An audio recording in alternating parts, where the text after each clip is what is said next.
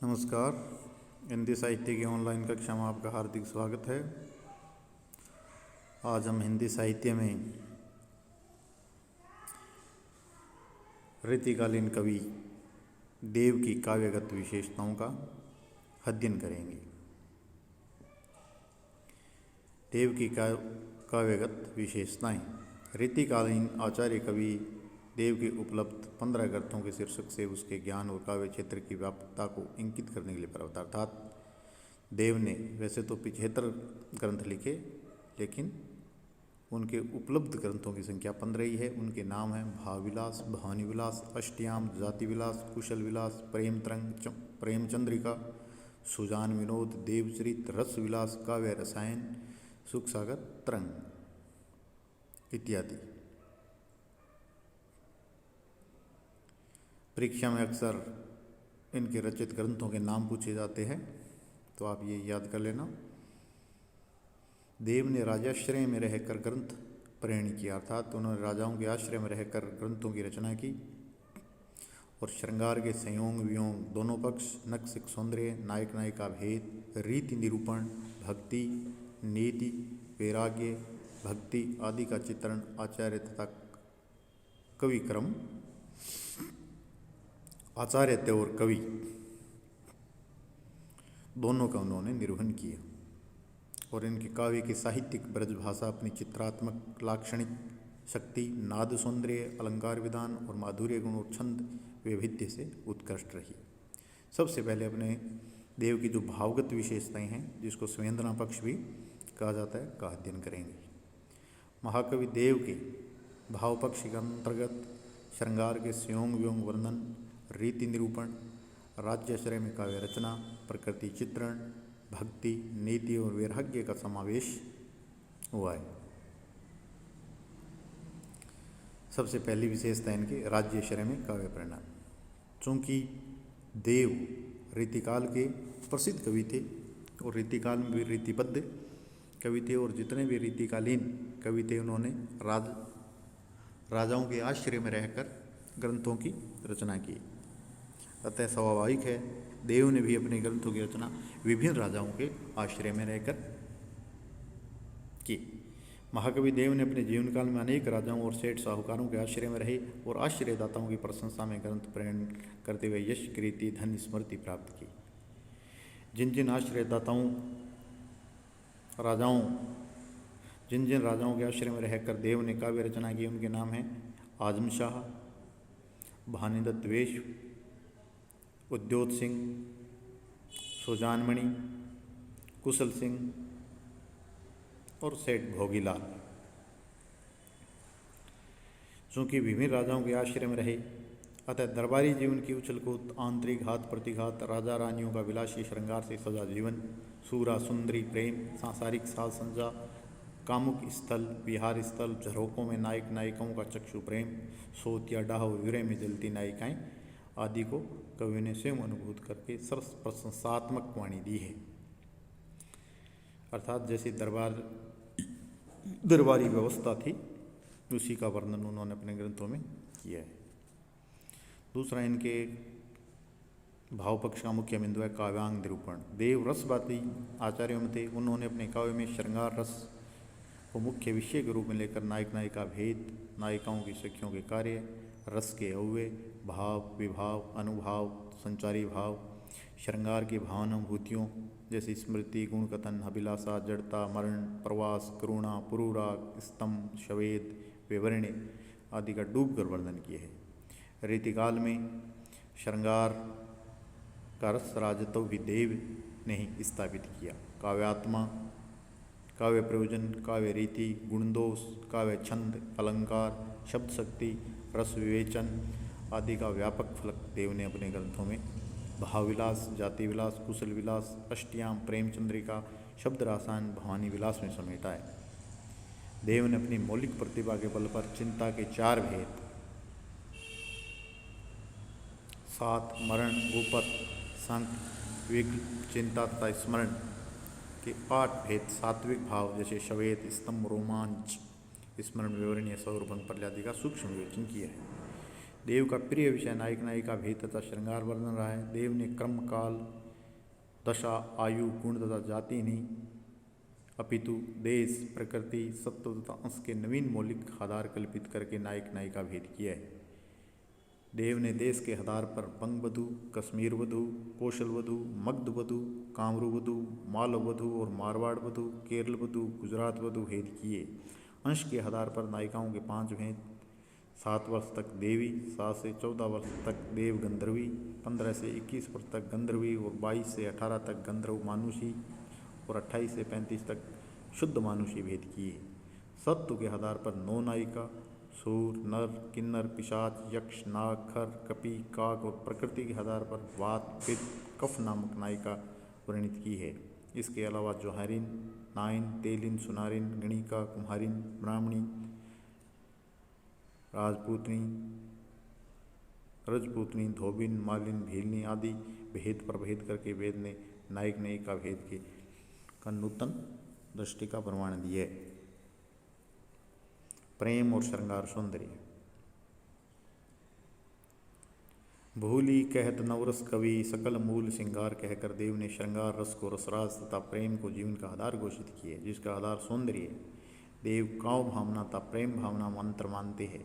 प्रेम विहीन मनुष्य तथा स्त्री निरे पशु तथा श्रृंगार भास मात्र है। राधा कृष्ण का अंतरतम प्रेम ही देव को गाय है, जिसमें प्रेम की गहरी पावनता, सात्विकता, दाम्पत्य भाव तथा शुद्ध श्रृंगार है। देव लिखते हैं, सब सुखदायक नायक नायिका जुगल अनूप, राधा हरि आधार जस दस श्रृंगार स्वरूप। दाम्पत्य प्रेम में संयोग श्रृंगार में स्वप्न, चित्तर, दर्शन, गुण कथन ये 4 प्रेम उत्पत्ति के कारण माने जाते हैं।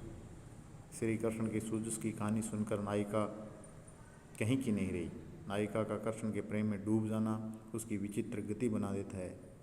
कवि लिखता है, जब ते कोवर कान है रावरी कला निदान, कान परी बाके कहू सूजस कहानी सी, तभी से देव देखी देवता सी, हंसती सी, खींचती सी, रीसती सी, रूसती रिसानी सी, छोई सी, छली सी, छोरी लेनी चगी सी छीन। पिछले वीडियो में इसका अर्थ अपने स्पष्ट कर चुकी है, किस प्रकार नायिका श्री कृष्ण के प्रेम में विरह विदग्ध होकर खींचती सी, रूठी सी, बकती, विलोकती, बिकानी सी, खुद को बिका हुआ महसूस कर रही है। नायिका के अंग प्रत्यंग सौंदर्य के चित्र देव ने संयोग श्रृंगार में उकेरे। नायिका के अंगों का सौंदर्य श्रृंगार के प्रसाधनों के साथ मिलकर उमड़ पड़ा है, नायिका को प्रेम में डूब रहा है। जगमग जोबन जराऊ तरीवन कान, ओठन अनूठे रस हाँसी उमड़े परत, बड़े बड़े नैन कजरारे, बड़े मोती नत, बड़ी बरूनीन होड़ा होड़ी उमड़े परत। नायिका के सौंदर्य का वर्णन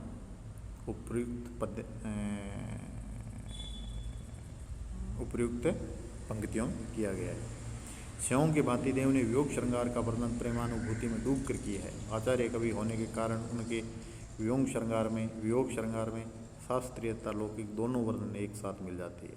पूर्व राग, मान, प्रवास, करुणावस्थाएं, स्मृति, अभिलाषा, गुण कथन, उद्वेग, उन्माद, प्रलाप, व्याधि, जड़ता और मरण नामक विरह की 10 दशाएं हैं जिनका वर्णन किया गया है इसमें। उपालम, दुख, दैन्य, छल, आंसू, विरह की ऐसाई, पीड़ा तथा मनोदशाएं देव के काव्य में प्रभावी रूप से हमारे मुक्ता से चित्रित हुई है। विरह वित्त नायिका का चित्र दृष्टव्य है। शासन ही सो समीर गयो अरु आसन ही जल, शासन ही सो समीर गयो अरु आसुन ही सब नीर गयो, ढरी तेज गयो गुण ले अपनो, अरु भूमि गई तन की तनुता करी। एक विरह विदग्ध नायिका जिसका वैसे शरीर पंचभौतिक 5 महाभूतों से बना हुआ है, तो जो सांस लेती है तो एक महाभूत हवा उसके शरीर से खत्म हो गई और आंसुओं में जल जिससे शरीर बना हुआ है जल भी निकल गया। तेज गयो गुण ले अपनो, जब ये हवा और जल दोनों उसके शरीर से निकल जाते हैं तो नायिका का जो लावण्य था, जो सौंदर्य था, वो भी खत्म हो गया। प्रकृति चित्रण। मानव की सहसंवेदनी प्रकृति को रीति काव्य में नायक नायिका के संयोग वियोग प्रेम में उद्दीपन विभाव जगाने वाला उपादान माना गया है।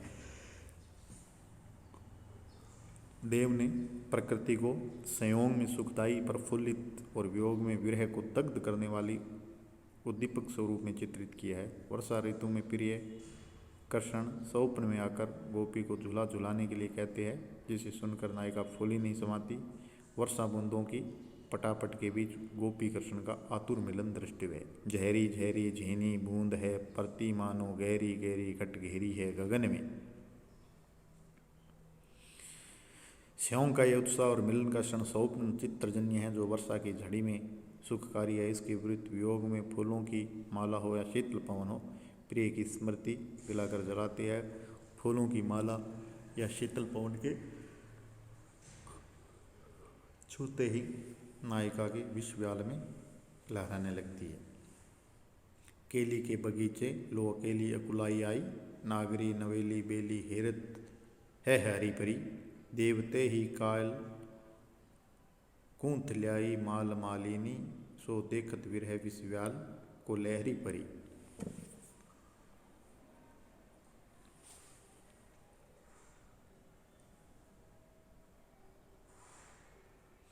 कहीं कहीं देव ने प्रकृति को आलम्बन के रूप में स्वतंत्र चित्रण भी किया है। बसंत का बालक के रूप में देव ने बड़ा ही मनोहारी वर्णन किया है, जहाँ प्राकृतिक उपादान मान्य में कार्य करते हुए दिखाई पड़ते हैं। यथा डार ड्रूम पलना बिछोना नव पल्लन में, सुमन झंगूला सोहे तन छवि भारी दे।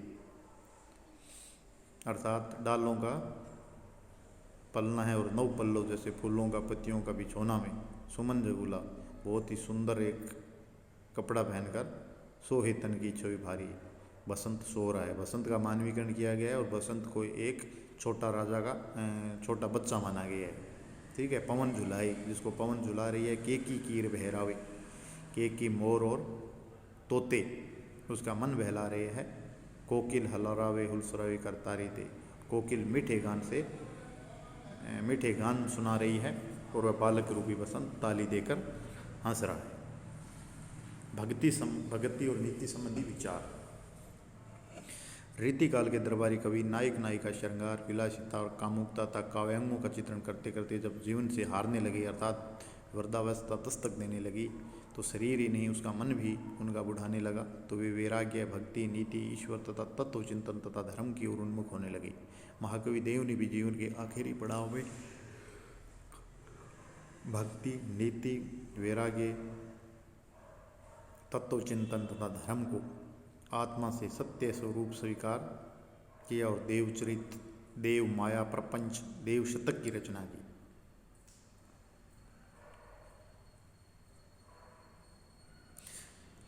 प्रेम 25 में देव की वैराग्य अनुभूति भक्ति भावना तथा शांत रस का निर्वेद भावना शांत रस की निर्वेद भावना सहज ही दिग्दर्शित होती है। निर्वेद भाव भक्ति का पहला आधार है सांसारिक विषय वासनाओं मोह माया लोभ काम क्रोध से विरक्त होने पर ही आत्म भर्त्सना से होकर कवि देव मन की चंचलता का तिरस्कार करते पाए है।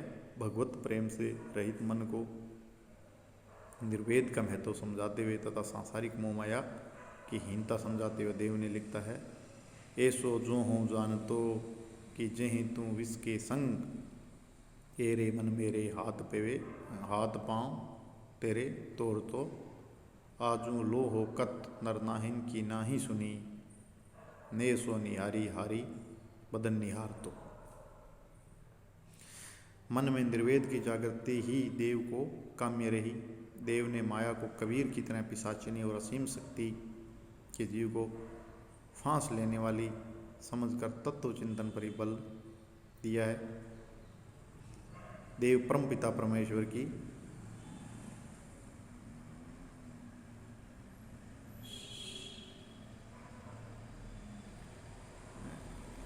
तत्व चिंतन पर बल दिया है और वह परम पिता परमेश्वर की आत्मा का पति है, जिसका नाम स्मरण करने से ही आत्मरूपी जीव का कल्याण संभव होता है। आठों यहाँ राम की भक्ति में लीन है। देव नभ मंदिर में बैठायो पूम पेट शीघ्रे ससील अनुहाय उन्मूत हो।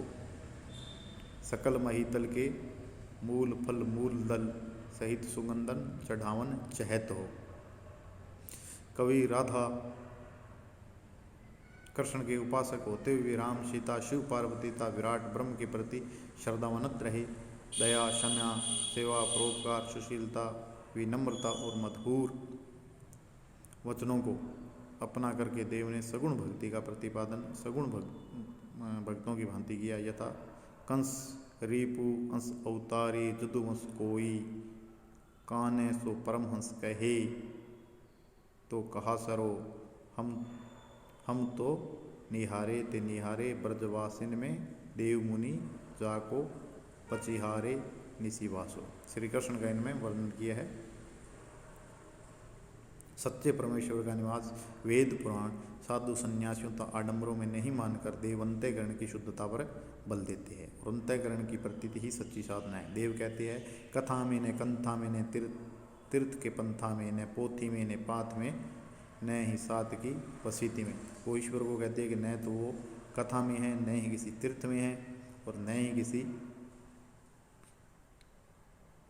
रास्ते में और न ही किसी के साथ बिताने में है। जटा में न मुंडन में न तिलक त्रिपुंडन में न नदी कूप कुंडप अनहान दान रीति में। न वे जटा में है, न मुंडन में है, न त्रिपुंडन तिलक में है, न ही नदी में है, न ही कुएं में है, ठीक है, और न ही दान रीति में और न ही दान करने की नीति में। आपू ही अपार अपारावर प्रभु पूरी रही हो जाइए प्रगट परमेश्वर प्रतीति। वह तो सिर्फ विश्वास में। आज के लिए इतना ही। अगले वीडियो हम देव के कला पक्ष सौंदर्य को समझने का प्रयास करेंगे। धन्यवाद।